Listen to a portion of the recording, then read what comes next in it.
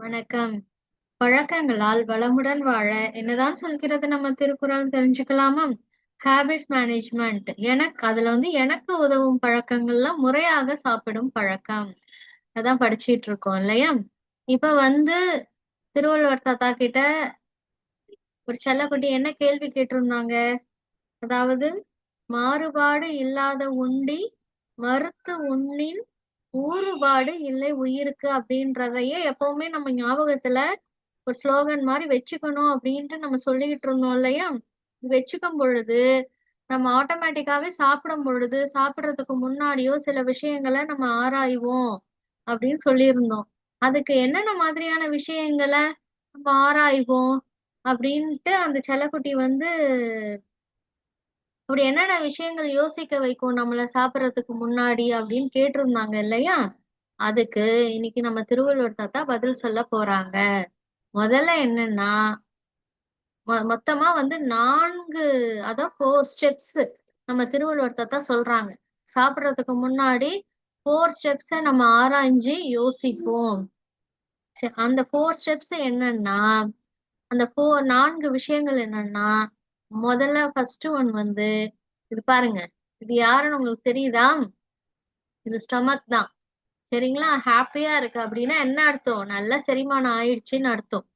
அதுவே அது டல்லா இருந்துச்சுன்னா வயிறு ஃபுல்லா இருக்குன்னு அர்த்தம். இப்ப ஹாப்பியா இருக்கு.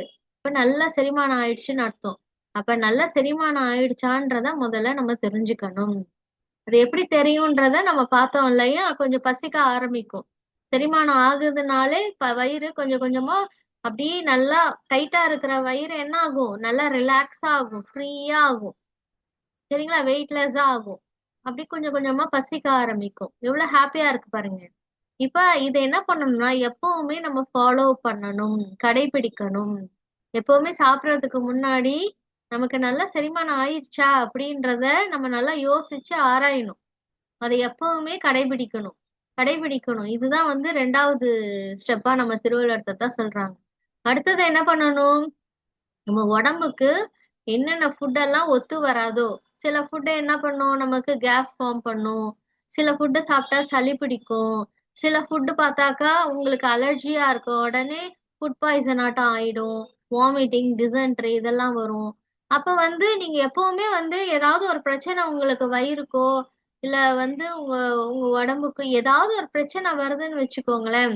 உடனே நீங்க திங்க் பண்ணணும். இந்த எதனால நமக்கு இது வந்தது? எந்த ஃபுட்டுனால இது வந்ததுன்றத அனலைஸ் பண்ணி, அந்த ஃபுட்ட நீங்க என்ன பண்ணணும்? அடுத்தது எடுக்காம தவிர்க்கணும். அவாய்ட் பண்ண ஆரம்பிக்கணும்.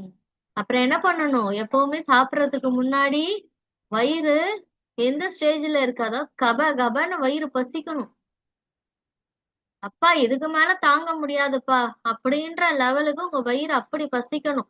அந்த மாதிரி பசிக்கணும். அதான் 4வது விஷயம். நல்லா பசிக்குதான்றத யோசனை பண்ணணும். இப்படிலாம் யோசனை பண்ணி ஆராய்ஞ்சுதான் என்ன பண்ணணும்? நீங்க சாப்பிடணும் அப்படின்னு நம்ம திருவள்ளுவர் தாத்தா சொல்றாங்க.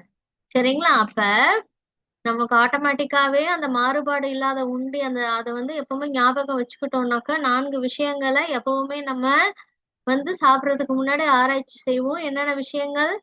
ஒண்ணு நல்லா செரிமானம் ஆயிடுச்சான்னு பாக்குறது. அதை எப்பவுமே கடைபிடிக்கிறது. சரிங்களா? அடுத்தது நம்ம உடம்புக்கு ஒத்து வராத சாப்பாட அவாய்ட் பண்ணணும். சரிங்களா? அப்புறம் நல்லா பசிக்குதான்னு நல்லா செக் பண்ணணும். இதெல்லாம் ஆராய்ஞ்சுதான் நம்ம என்ன பண்ணணும்? சாப்பாடே சாப்பிடணும்.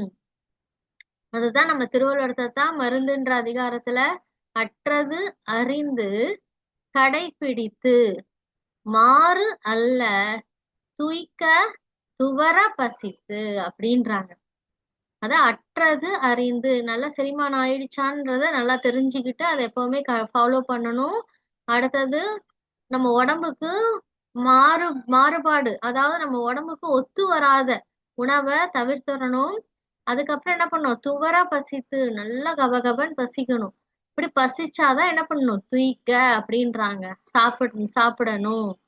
சரிங்களா? அதுவும் துய்க்கன்னா என்னது? அளவுக்கு அதிகமா இல்ல. அந்த பசி எவ்வளவோ அதுக்கேத்த மாதிரி அரை வயிறாதான் நீங்க சாப்பிடணும். சரிங்களா? இதுதான் நம்ம திருவள்ளுவர் தாத்தா நமக்கு 4 ஸ்டெப்பா சொல்லி தராங்க. எப்பவுமே சில குட்டீஸ் நீங்க சாப்பிடறதுக்கு முன்னாடி இந்த 4 விஷயங்களை ஆராய்ஞ்சு சாப்பிடுங்க. கற்றது அறிந்து கடைப்பிடித்து மாறு அல்ல துய்க்க துவர பசித்து. சரிங்களா? இதுதான் இன்னைக்கு. நீங்க சூப்பரா அழகா சொல்லி அனுப்புங்க. எப்படி உங்களுக்கு இந்த அசைன்மெண்ட் பண்ணணும்னு தெரியும் ஆல்ரெடி. தேங்க்யூ.